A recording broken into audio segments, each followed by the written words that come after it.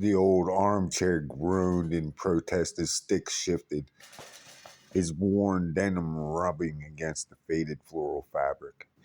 Nestled in the crook of his arm, a tiny speckled bird chirped softly, its fragile head tilting up towards his face. Beside it, curled into a contented ball of stripes and purrs, was Cupid, the stray kitten Sticks had found shivering under his porch just a few weeks prior. The bird, a fledgling turkey, had fallen from its nest during a particularly violent thunderstorm the previous night. Sticks, a retired carpenter with hands as rough as bark and a heart as soft as moss, had found it huddled and trembling beneath the dripping eaves. He'd carefully scooped it up, brought it inside, and fashioned a makeshift nest from an old hat and some soft rags.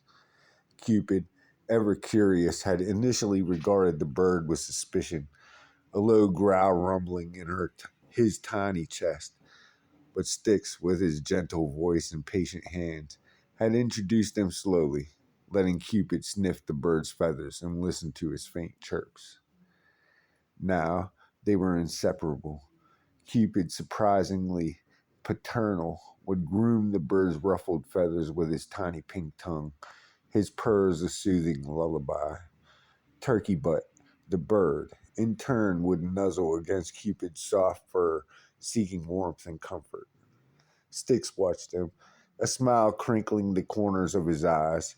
He had always lived a solitary life, his days filled with the rhythmic clang of hammer and saw, his evenings spent in quiet contemplation. But these two creatures, so small and vulnerable, had brought a warmth to his old house that he hadn't realized he was missing. He thought of the storm, the relentless rain and the howling wind, and then he looked at the two creatures nestled in his arm, a testament to resilience and unlikely friendship. He knew the bird couldn't stay forever, that it would eventually need to fly, to join its flock in the vast open sky.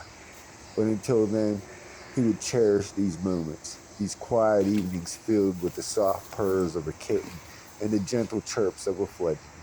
A reminder that even in the midst of chaos, life found a way to bloom, fragile and beautiful.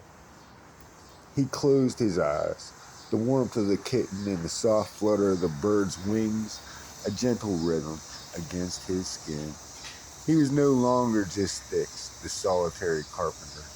He was a guardian, a protector, a silent witness to the blossoming of an unexpected bond. In that moment, he felt a contentment he hadn't known he was capable of, a quiet joy that filled the empty spaces of his heart.